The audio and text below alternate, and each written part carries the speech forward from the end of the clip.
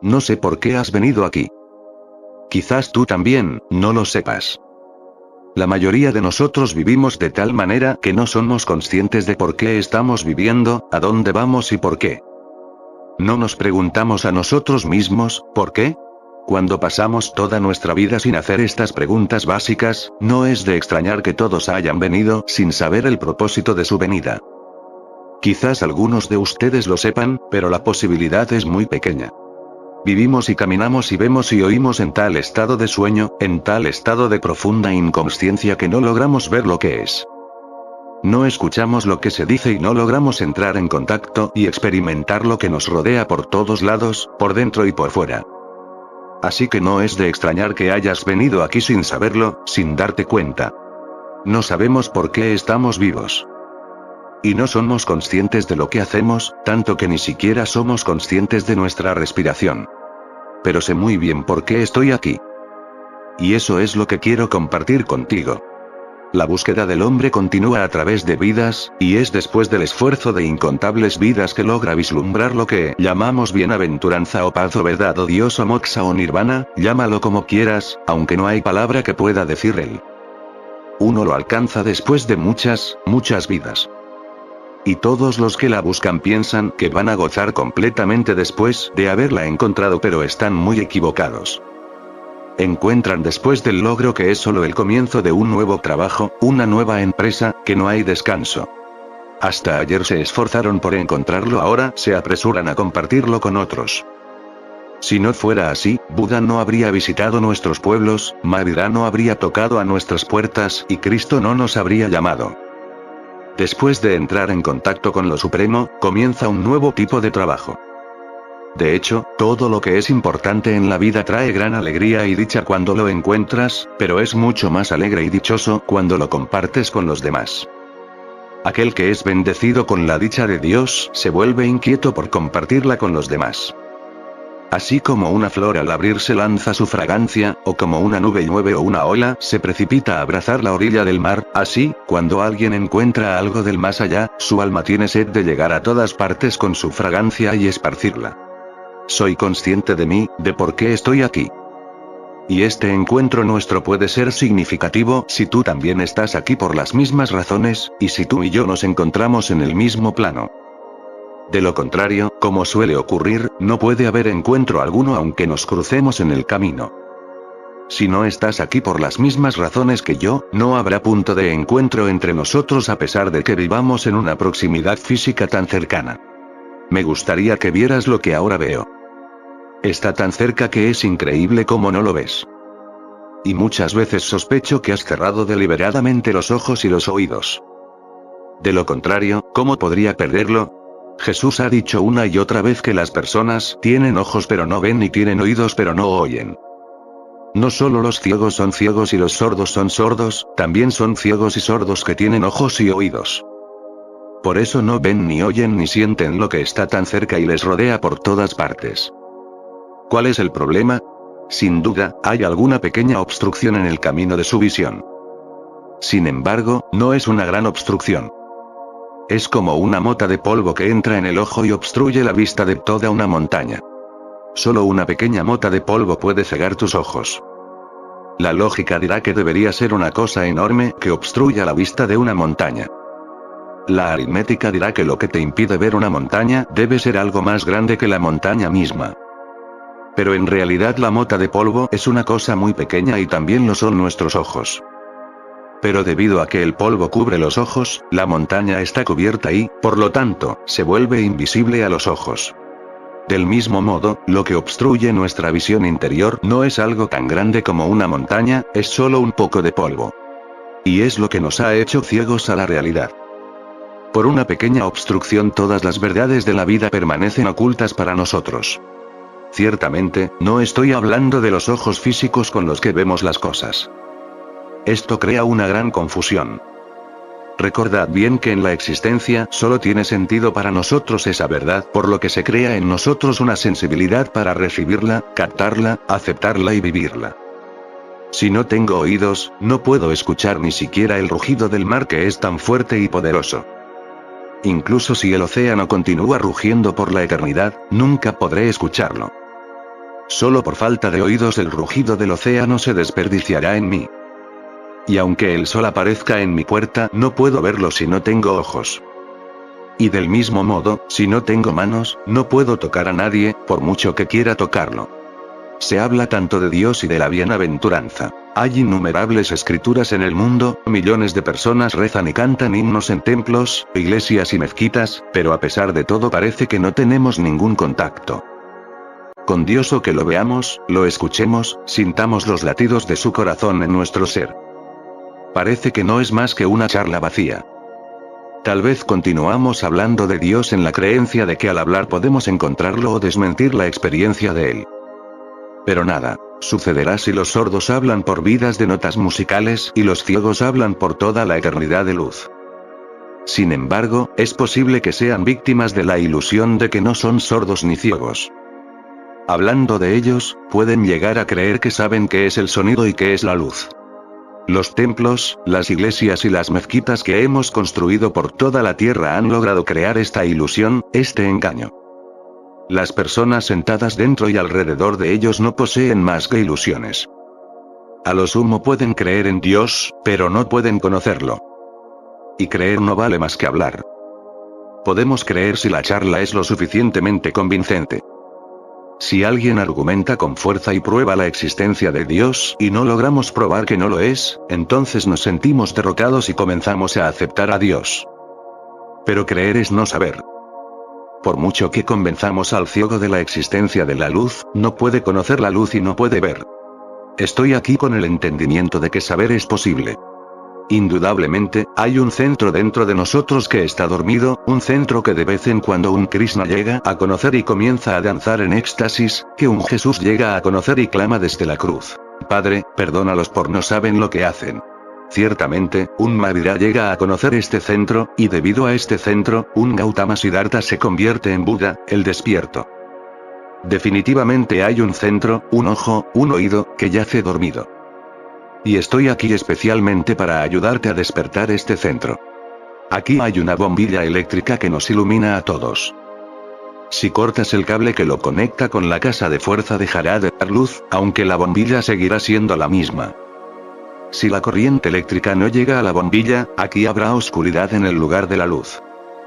Es la misma bombilla inactiva ya que no pasa corriente por ella. ¿Y qué puede hacer la pobre bombilla si no le llega a la corriente? Hay un centro dentro de cada uno de nosotros a través del cual se conoce a Dios, pero debido a que la fuerza de vida no llega a ese centro, permanece latente, inactiva, dormida. Incluso si sus ojos son normales y saludables, serán inútiles si la fuerza vital no los alcanza y los activa. Una mujer joven me fue traída por sus parientes. Se había enamorado de un joven. Cuando su familia se enteró, se interpusieron en el camino de su encuentro y erigieron un muro entre ellos, un muro real. Todavía tenemos que crear un mundo bueno, en el que no se levanten muros entre una pareja de amantes. La familia interrumpió todo contacto entre la niña y su novio. La chica pertenecía a una familia respetable y su amante vivía al lado y solían verse desde los tejados de sus casas. Así que, literalmente, se erigió un muro para evitar que se reunieran. Y el día que se levantó el muro, la joven de repente se quedó ciega. Al principio los padres desconfiaban, pensaron que estaba fingiendo ceguera. La reprendieron y amenazaron con golpearla. Pero la ceguera no se cura con amenazas. Luego se consultó a los médicos, quienes dijeron que sus ojos estaban bien, pero también dijeron que no mentía, ella era realmente incapaz de ver. Dijeron que no podían hacer nada al respecto, era una especie de ceguera psicológica. La fuerza vital ha dejado de llegar a sus ojos, ha sido bloqueada. Por eso se quedó ciega, aunque físicamente no le pasaba nada en los ojos. Luego me la trajeron. Traté de entender todo el asunto. Le pregunté qué había pasado realmente, si le había pasado algo a nivel mental. Recordando su historia, dijo: mi mente dijo entonces que de nada servían los ojos si no podían ver lo que debían ver. Es mejor que dejaran de ver en absoluto. Un solo pensamiento persiguió mi mente todo el día cuando se levantó el muro, y fue que me estaba quedando ciego. Incluso en el sueño soñé que me había quedado ciego. Porque si a mis ojos se les negara el privilegio de ver a la misma persona que los deleitaba, que significaba todo para ellos, entonces era bueno que perdieran la vista.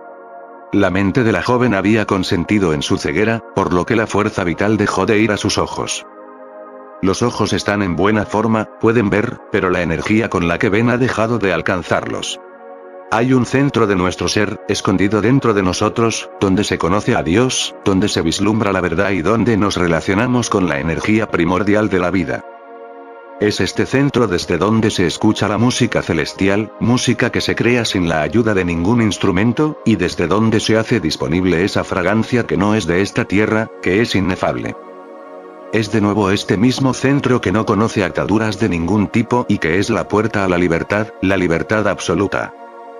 Y es este centro el que nos lleva al más allá, que no tiene fronteras, que es una extensión ilimitada e infinita, que no conoce el dolor y que no es más que dicha y más dicha y más dicha, nada más que dicha abundante.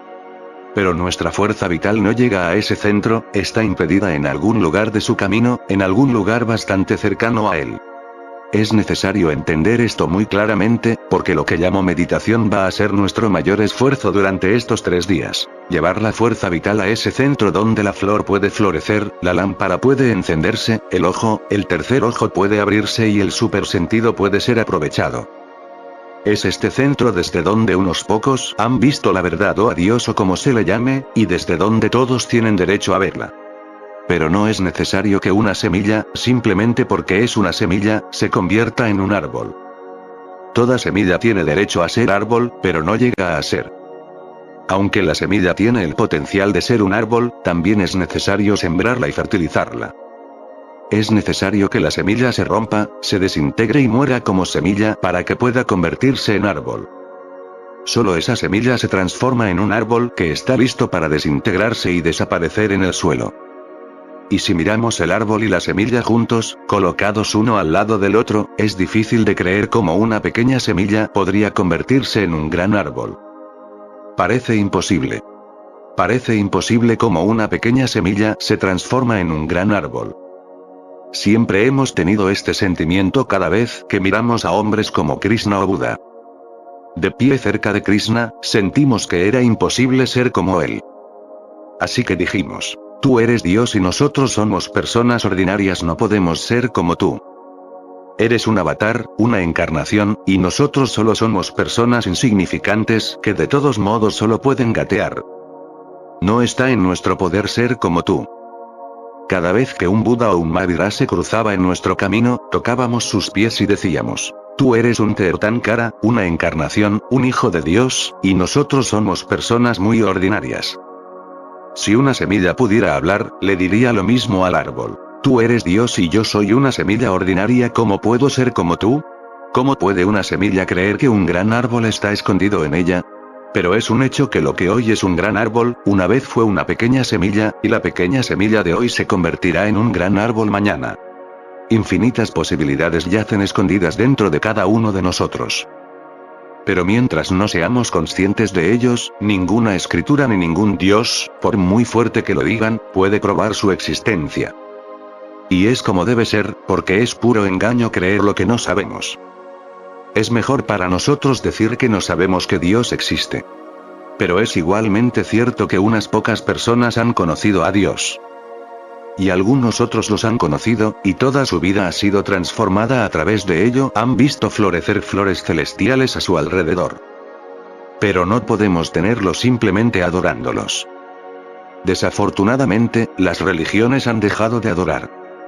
Pero, ¿cómo puede una semilla convertirse en árbol al adorarlo? Y un río no puede convertirse en océano por mucho que adore al océano. Y por mucho que un huevo adore al pájaro, no puede extender sus alas en el cielo. El huevo tendrá que romper su cáscara primero, tendrá que desaparecer como un huevo. Cuando, por primera vez, un pollito sale de su caparazón, no puede imaginar que pueda volar. Al ver pájaros en vuelo no puede creer que también pueda volar. Incluso cuando su madre vuela, incluso cuando la madre lo insta a volar, le falta confianza, se siente tembloroso. Se posa en los bordes de la rama y se arma de valor. ¿Cómo puede alguien que nunca ha conocido volar creer que puede volar y emprender un largo viaje en el vasto cielo? Sé bien que durante estos 3 días tú también te sentarás en los bordes de los pinos aquí y te preguntarás si es posible un viaje a lo desconocido. Por mucho que te inste a saltar, a brincar, a volar, no creerás que es posible volar. ¿Cómo pueden los pájaros que nunca han volado creer que volar es posible? No hay más remedio que dar un salto. Por una vez tendrás que saltar sin saber qué es. Tiene que ser un salto en la oscuridad, para empezar. Alguien quiere aprender a nadar. No se equivocará si dice que no pisará el río sin haber aprendido a nadar. Suena correcto y lógico. ¿Cómo puede meterse en el agua antes de saber nadar? Pero el maestro dirá que no puede aprender a nadar sin entrar al río. Y esta discusión sobre la natación puede continuar sin fin. ¿Cuál es la solución? El entrenador insistirá en que entre primero en el agua, de lo contrario no será posible nadar. Y tiene razón. De hecho, el aprendizaje comienza al sumergirse en el río. Todo el mundo sabe nadar, no tienen que aprenderlo. Si ha aprendido a nadar, entonces sabe que no tiene que aprenderlo. Todo el mundo sabe nadar, pero él no sabe nadar metódicamente. Adquieres el método, el truco, solo después de haber entrado en el río. Al principio levantas las manos y los pies al azar, y a medida que avanzas, a medida que perseveras, lo haces hábilmente.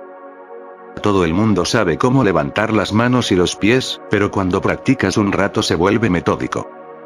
Así que los que saben dirán que nadar no es un aprendizaje, es un recuerdo.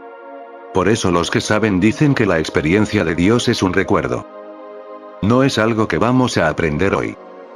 El día que lleguemos a saberlo, exclamaremos: oye, esto es nadar.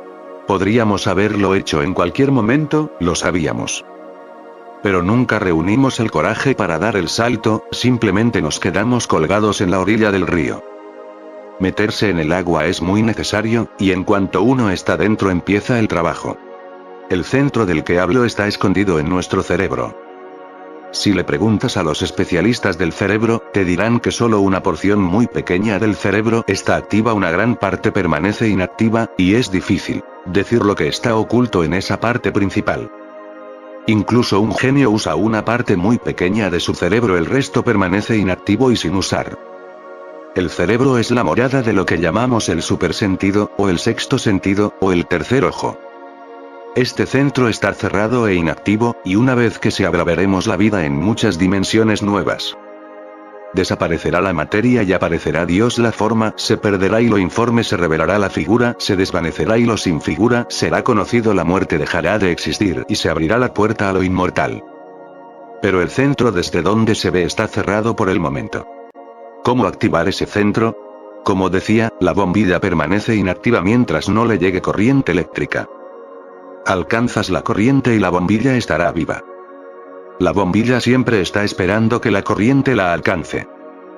Pero la corriente eléctrica no puede aparecer por sí sola, incluso si corre a través del cable también necesita la bombilla. Tanto la corriente como la bombilla son igualmente necesarias para que la luz se manifieste.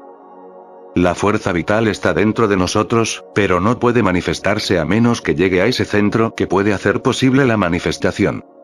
Estamos vivos solo de nombre. ¿Crees que solo respirar es vida? ¿Crees que digerir la comida es vida? La vida solo consiste en acostarse por la noche y dejarla por la mañana. ¿Es la vida que un niño crece en la juventud y la vejez y luego muere? ¿La vida comprende solo el nacimiento y la muerte? ¿O es simplemente dejar algunos niños atrás? No, incluso las máquinas pueden hacerlo. Si no es hoy, mañana lo van a hacer las máquinas. Los niños nacerán en tubos de ensayo. La niñez, la juventud y la vejez son procesos mecánicos. Cuando se fabrica una máquina, pasa por su juventud y su vejez. Cada máquina tiene su infancia, juventud y vejez. Incluso cuando compras un reloj, viene con una garantía de que funcionará durante 10 años más o menos.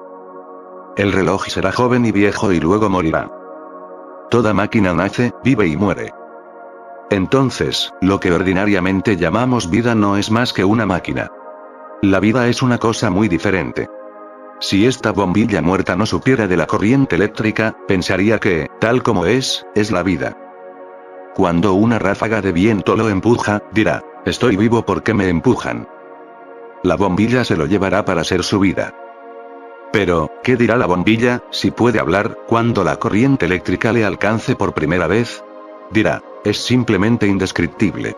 No sé qué es lo que me ha pasado. Hasta hace un momento estaba lleno de oscuridad, y ahora todo es luz y los rayos fluyen en todas direcciones. ¿Qué diría una semilla el día que crece y se convierte en un árbol? Diría, no sé lo que me ha pasado. No se puede decir. Yo era una pequeña plántula, y ahora no sé qué me ha pasado. Y es igualmente difícil decir qué ha sucedido a través de mí. Por lo tanto, los que realizan a Dios no dicen que ellos mismos se han dado cuenta, solo dicen que no encuentran ninguna conexión entre lo que habían sido y en lo que se han convertido. Dicen, ahora todo es luz donde antes todo era oscuridad. Todos éramos espinas, ahora todos somos flores florecientes. Entonces estábamos congelados por la muerte, ahora estamos fluyendo con la vida. No, dirán, no nos hemos dado cuenta, no nos hemos dado cuenta. Aquellos que saben dirán, todo es su gracia, nos ha sucedido por su gracia y no por nuestro esfuerzo. Pero eso no significa que el esfuerzo no tenga cabida. Es cierto que cuando realizas a Dios sientes que es su gracia, pero para llegar a esa gracia se necesita un camino de mucho esfuerzo. ¿Y cuál es ese esfuerzo? En un sentido el esfuerzo es pequeño, pero en otro sentido es muy grande. Es pequeño en el sentido de que el centro no está muy lejos. La distancia entre el lugar donde se almacena la energía y el lugar donde se abren los ojos con los que ves la vida no es mucha. Es apenas una distancia de 2 o 3 pies. Después de todo, solo tenemos entre 5 y 6 pies de altura. Así que toda la estructura de nuestra vida está limitada a 5 o 6 pies, todo el montaje está confinado en esta pequeña área. El espacio donde se almacena la fuerza vital es como un kunda, un estanque cerca del centro sexual, por eso la energía se conoce como kundalini, como si fuera un kunda o charco de agua. Otra razón por la que se llama kundalini es que parece una serpiente enroscada y dormida. Si has visto una serpiente dormida, sabrás cómo yace enroscada con la capucha encima. Pero si perturbas a la serpiente dormida, se despertará, se desenroscará y levantará su capucha. Esta energía también se llama Kundalini porque la reserva de fuerza vital, o la semilla de la vida, está ubicada precisamente cerca del centro sexual, y es desde aquí que la vida se expande en todas las direcciones.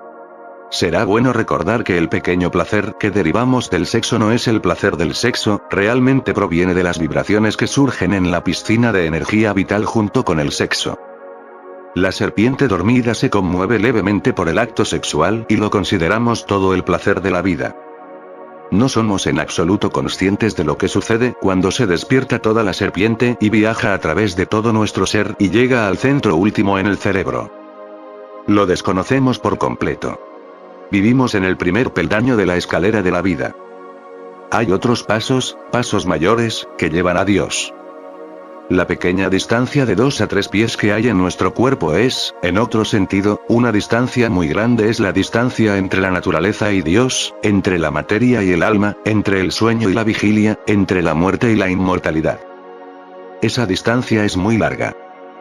Pero también hay una pequeña distancia dentro de nuestro ser que podemos atravesar en meditación. Si tenéis que despertar la energía que está dormida en vosotros, debéis saber bien que no es menos peligroso que intentar perturbar y despertar a una serpiente dormida. De hecho, molestar a una serpiente dormida no es tan peligroso. No es peligroso porque, en primer lugar, el 97% de las serpientes no son venenosas en absoluto. Entonces puedes jugar fácilmente con 97 de 100 serpientes son inofensivos. Y si alguna vez alguien muere a causa de su mordedura, no muere realmente por la mordedura, sino por la idea de ser mordido por una serpiente. Estas serpientes no son venenosas, por lo que 97 de cada 100 serpientes no matan a nadie, aunque muchas personas mueren por su mordedura. Mueren por su creencia de que uno tiene que morir después de ser mordido por una serpiente. Y cuando una creencia se apodera de alguien, se convierte en realidad. Jugar con serpientes realmente venenosas tampoco es tan peligroso, porque en el peor de los casos pueden privarte de tu cuerpo. Pero jugar con el poder Kundalini, del que estoy hablando, es ciertamente peligroso, no hay nada más peligroso que esto. Ningún peligro puede ser mayor que este. ¿Pero cuál es el peligro? Esto también es una especie de muerte. Si la energía interna se despierta, morirás como eres ahora y nacerá un individuo totalmente nuevo, un individuo que nunca fuiste antes de despertar. Y es este miedo el que impide que la gente se vuelva religiosa. Es el mismo miedo que, si se apodera de una semilla, le impide convertirse en árbol. Ahora bien, el mayor peligro al que se enfrenta una semilla es que será enterrada en la tierra, será tratada con agua y estiércol y luego morirá como semilla. Es nuevamente el mismo peligro que enfrenta un huevo cuando crece y rompe su cáscara. Luego tiene que morir como un huevo para que se convierta en un pájaro. De la misma manera estamos en el estado anterior de algo que aún está por nacer. Somos como un huevo que se va a convertir en pájaro. Pero tomamos el huevo como todo y nos acurrucamos en él. Cuando esta energía se eleve, ya no serás, no hay forma de que sobrevivas. Y si te asustas, tu destino será el que describe Kabir en un hermoso pareado. Kabir ha dicho algo hermoso. Él dice, solo lo encontró quien lo buscó sumergiéndose en lo profundo del mar. Pero probé que era un tonto mientras permanecía sentado a la orilla del mar, aunque había estado allí buscando. Cuando alguien le preguntó a Kabir por qué permanecía sentado, dijo, solo lo encontró quien lo buscó sumergiéndose en las profundidades del mar. Pero me probé a mí mismo como un tonto cuando, con miedo de ahogarme, me quedé sentado en la orilla del mar. Quien lo ha encontrado lo ha hecho buscándolo en las profundidades. Lo esencial es una disposición a ahogarse, una disposición a desaparecer. Si hay que decirlo en una palabra, aunque no sea una palabra feliz, es muerte, preparación para la muerte. Y el que tendrá miedo de ahogarse, por supuesto sobrevivirá, pero solo sobrevivirá como un huevo, nunca se convertirá en un pájaro en vuelo.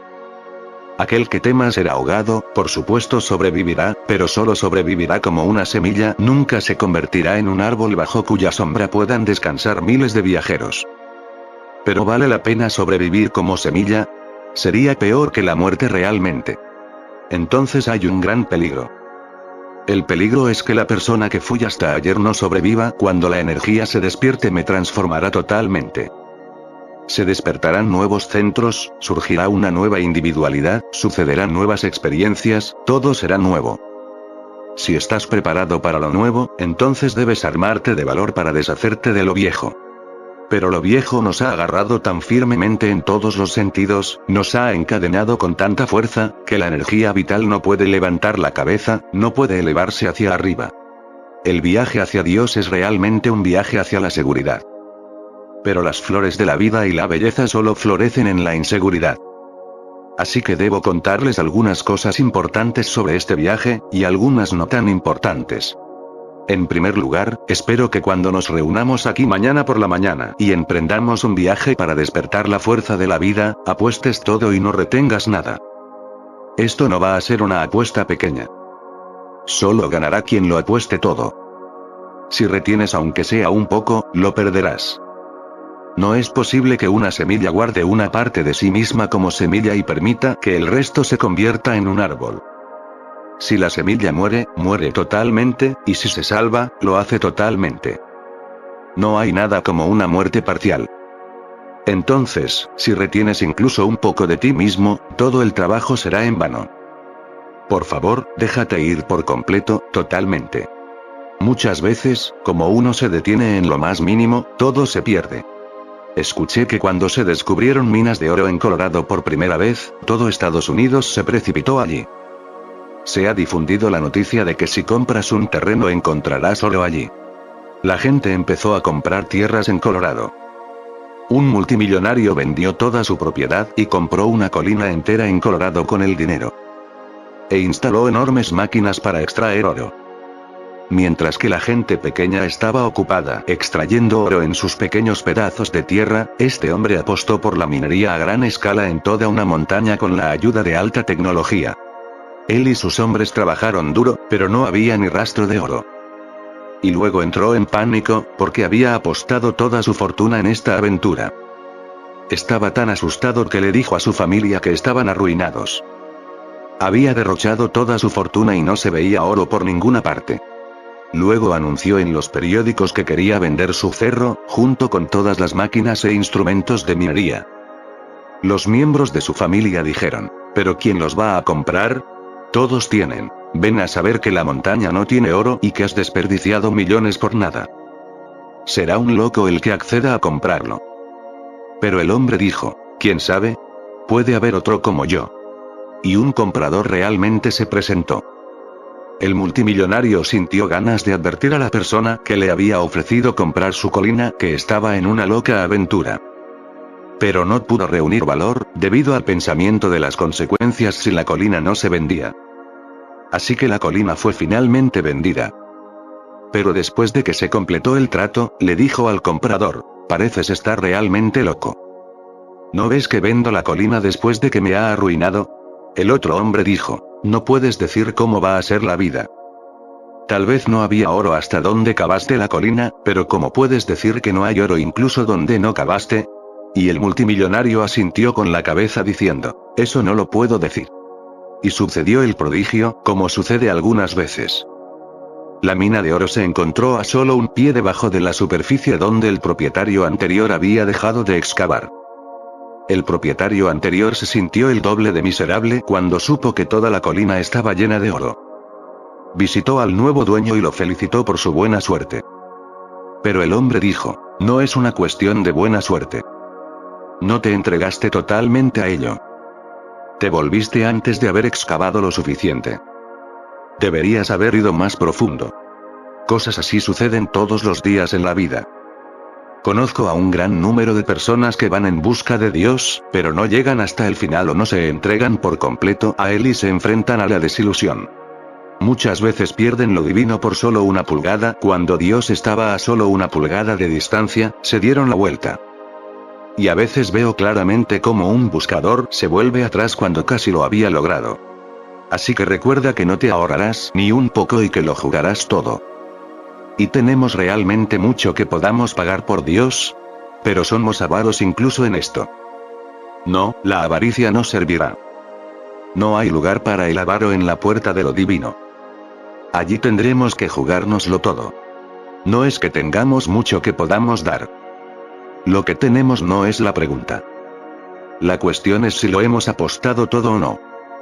Porque tan pronto como jugamos nuestro todo, tocamos el centro donde reside la fuerza vital y desde donde comienza a moverse hacia arriba. Pero, ¿por qué insisto en una apuesta total? De hecho, es solo cuando hemos concentrado toda nuestra energía en la meditación que surge la necesidad de que las reservas de energía que yacen en el depósito se despierten y vengan en nuestra ayuda. Es solo entonces que la fuerza vital comienza a elevarse, y no antes. Hasta entonces yace dormido en el kunda, en el estanque. Mientras quede una parte de nuestra propia energía sin usar, tenemos que depender de ella. Las fuerzas de reserva en nosotros llegan a ser utilizadas solo cuando no nos queda energía. Solo entonces se necesita la fuerza vital. El centro se activa solo cuando lo hemos apostado todo. Solo entonces se vuelve urgente extraer energía del depósito, del centro, no de otra manera. Por ejemplo, te pido que corras y empiezas a correr. Entonces te pido que corras con todas tus fuerzas y corres con más fuerza. En realidad aún no has puesto todas tus fuerzas en correr, aunque crees que estás corriendo con todas tus fuerzas. Mañana tienes que participar en una competencia de carrera larga, y luego descubres que estás corriendo más rápido que antes, que tu velocidad ha aumentado. Es debido a la competencia que corres con toda tu energía.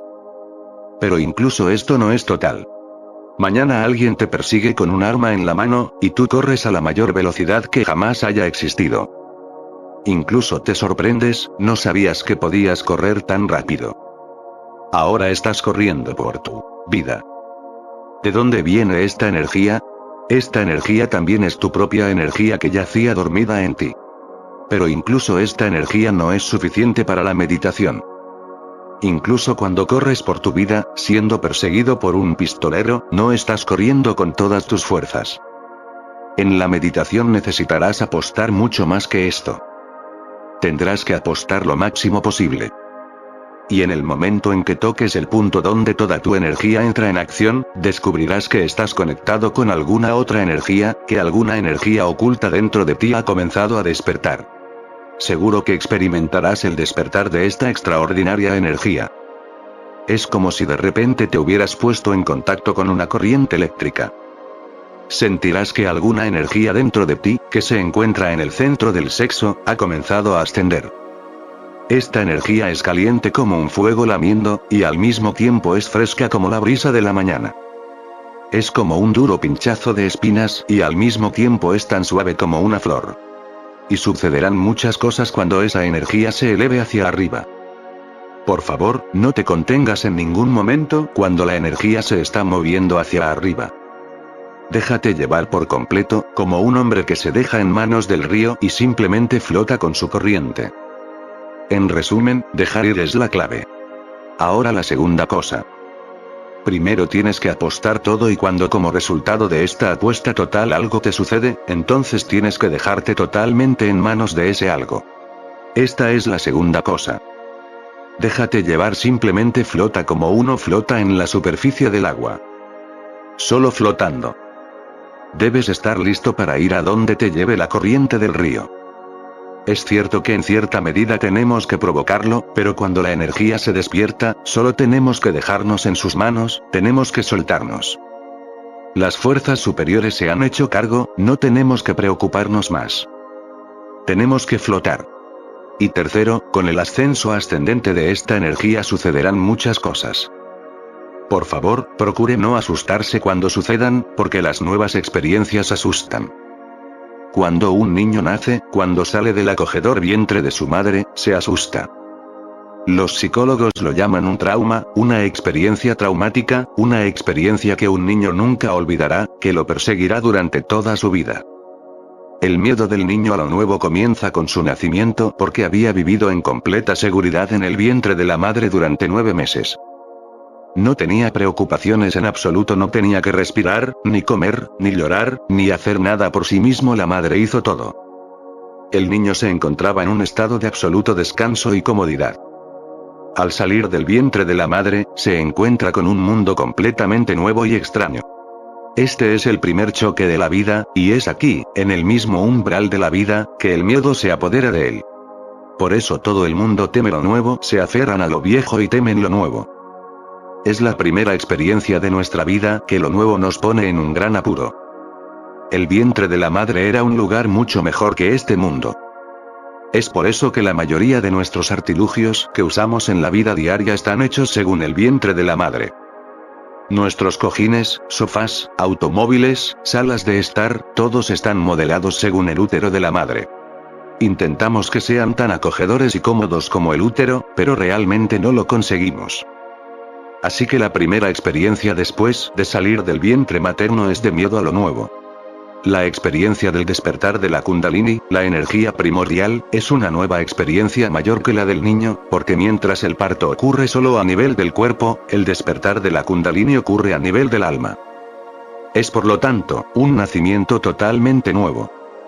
Es por esta razón, que lo llamamos Brahmin, que pasa por esta experiencia. Brahman es el que ha nacido 2 veces. También se le llama Duig, el que nace 2 veces. Entonces, cuando esa energía despierta, ocurre un segundo nacimiento. En este nacimiento eres ambos. Eres la madre y eres el niño. Tú solo estás los dos juntos. Por lo tanto, tendrás que pasar por un doble sufrimiento, los dolores del parto y el trauma de la inseguridad, juntos. Por esta razón, puede ser una experiencia aterradora. Aparte del trauma de la inseguridad, también tendrás que pasar por los dolores del parto como lo hace la madre, porque aquí eres la madre y el niño combinados en uno. Naces, pero no hay una madre separada y no hay un niño separado. Estás naciendo y también estás dando a luz. Tu nacimiento está sucediendo a través de ti. Entonces los dolores pueden ser muy severos e intensos. He recibido quejas de que alguien llora y grita durante la meditación y que se le debe impedir que lo haga. No, que llore y grite. Solo él sabe lo que le sucede en su interior. Una mujer está llorando mientras da a luz a un niño y otra mujer, que nunca ha conocido el parto, viene y dice, ¿por qué lloras y gritas? Si el niño está naciendo, déjalo. ¿Por qué llorar y gemir? Una mujer así puede decirlo, porque nunca ha pasado por los dolores del parto. Los hombres nunca sabrán los dolores que las mujeres tienen que soportar durante el parto. Ni siquiera pueden pensar en ello, no hay manera de que tengan una idea de ello. Pero en la meditación los hombres y las mujeres son iguales en cierto sentido, todas van a ser madres. Van a dar a luz a lo nuevo. Así que el dolor y la angustia no necesitan ser reprimidos. No es necesario sujetar a alguien si se cae y rueda por el suelo y grita y chilla. Cualquier cosa que suceda debe permitirse que suceda libremente. Déjalo ir, no lo reprimas. Cualquier tipo de experiencia es posible. Alguien puede sentir que está levitando, y otro puede sentir que se está expandiendo, y aún otro puede sentir que se está encogiendo. Son posibles diversos tipos de nuevas experiencias, no necesito enumerarlos. Pueden pasar muchas cosas, cualquier cosa nueva puede suceder, y la experiencia de cada uno será diferente. Así que uno no necesita preocuparse ni asustarse. Y si alguien tiene algo que decir, que me vea al mediodía y me hable individualmente. No lo discutáis entre vosotros. Y hay una razón para no discutirlo entre ustedes. No es necesario que lo que le pasa a uno le pase también a otros. Y si compartes tus experiencias con alguien que no tuvo las mismas experiencias, se reirá y dirá que estás loco. Cada hombre es su propia medida, por eso cada uno piensa que tiene razón y los demás están equivocados. Aunque la otra persona no se ría de ti, te dirá con desconfianza que no vivió nada parecido. Esta experiencia es tan personal y subjetiva que es mejor no comentarla con ninguna otra persona. Uno no debe confiar ni siquiera en su esposa o esposo, porque no hay dos personas muy cercanas e íntimas a este respecto. Y en este respecto nadie puede entenderse fácilmente con el otro, la comprensión es tan difícil en este caso. Cualquiera puede decir que estás loco. Por no hablar de ti, no perdonarán a un Jesús y un Mavirá. El día que Mavirá se quedó desnudo en el camino, debe haber sido declarado loco. Mavirá sabía lo que significaba para él estar desnudo, pero lo declararon loco. Por lo tanto, es necesario que no lo discutas con otros. Además, en cuanto hables con alguien, no va a tener la sabiduría de callarse, inmediatamente dirá algo. Y este algo puede interponerse en el camino de su propia experiencia.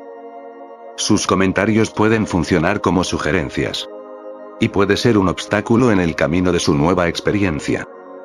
Entonces, pase lo que pase contigo, debes discutirlo conmigo directamente, y no con nadie más. Estoy aquí para que pueda discutir sus problemas conmigo. Antes de venir aquí para la meditación mañana por la mañana, puede tomar algunos líquidos como té y leche, pero no alimentos sólidos. No comas tu desayuno. Té, leche o cualquier líquido puede hacer. Si uno puede prescindir del té y la leche también, sería mejor, hará que el trabajo de meditación sea más fácil. Y debe llegar aquí 5 minutos antes de la hora programada, 7:30 am. Entre las 7:30 y las 8:30 tendremos una discusión si es necesario. Me he decidido por una discusión más que por un discurso, porque un discurso es un asunto muy impersonal. En el discurso no pareces estar hablando con nadie, es como hablarle a los vientos. Así que te sentarás muy cerca de mí mañana por la mañana, y no a la distancia. Estar lo más cerca posible de mí. Y puede hacer cualquier pregunta sobre lo que he dicho hoy y lo discutiremos durante 1 hora. Y luego nos sentaremos a meditar entre las 8:30 y las 9:30. Recuerda que vienes a la meditación con el estómago vacío, sin tomar ningún alimento sólido. Si puedes hacerlo incluso sin líquido, sería mejor. Pero no te obligues a tener hambre si no puede ayunar, entonces tome algo como té o leche. Recuerda también que vienes con ropa holgada y debidamente bañado. Nadie debe venir sin bañarse, bañarse es imprescindible. Y la ropa debe ser lo más holgada posible, no debe quedar nada apretada, ni siquiera en la cintura. Junto con el resto del cuerpo, la cintura también debe tener accesorios holgados. Y mientras te sientas a meditar, mantén todo tu cuerpo suelto y relajado. Incluso nuestra ropa ha hecho mucho daño a nivel de nuestro cuerpo-mente, han creado cualquier número de obstáculos. Cuando algo de energía comienza a elevarse hacia arriba, la ropa pone obstáculos en su camino en varios niveles. Otra cosa importante para recordar es que debe guardar silencio media hora antes de que comience la meditación. Algunos amigos, que puedan, guarden silencio durante estos 3 días que estamos aquí. Deben estar en completo silencio. Y otros amigos deben cuidar de que no sean perturbados en su silencio. Cuanto mayor sea el número de personas que entren en silencio, mejor. Y sería bueno si uno pudiera estar en silencio durante todo el tiempo del campamento. Nada sería mejor. Si no puede permanecer completamente en silencio, procure hablar lo menos posible. Use la menor cantidad de palabras posible, como lo hace en los mensajes telegráficos. Mientras envía mensajes por telégrafo, lo hace con el número mínimo de palabras, digamos 10 u 8 palabras, porque tiene que pagar por cada palabra. Incluso en la vida tienes que pagar por cada palabra que dices, las palabras son realmente costosas. Entonces, aquellos que no pueden entrar en un silencio completo deben hacerlo con el mínimo número de palabras habladas. De la misma manera, el uso de los órganos de los sentidos debe reducirse al mínimo. Por ejemplo, use sus ojos cada vez menos. Al usarlos, baje la vista a la tierra o levántela hacia arriba y vea el cielo. Mira el mar. Pero en lo que se refiere a hombres y mujeres, los ven lo menos posible. Porque la mayoría de nuestras asociaciones mentales están formadas por rostros humanos, no por árboles, nubes y mares. Mira los árboles y las nubes y los mares no dan lugar a ningún pensamiento en ti. Los rostros humanos, por otro lado, despiertan inmediatamente todo tipo de pensamientos en tu mente. Mientras camina, baje su mirada y manténgala confinada a una distancia de 4 pies de usted. Y mantén los ojos entreabiertos para que se concentren en la punta de la nariz. Es suficiente. Y ayudar a los demás a que vean y oigan lo menos posible. Cosas como radios y transistores deben apagarse, no deben usarse durante el campamento. Y no permita que los periódicos entren en el campus. Cuanto más descanso dejes que tengan tus sentidos, mejor. Cuanto más descanso tienes, más energía conservas, que puede ser utilizada en la meditación, de lo contrario, se agotará.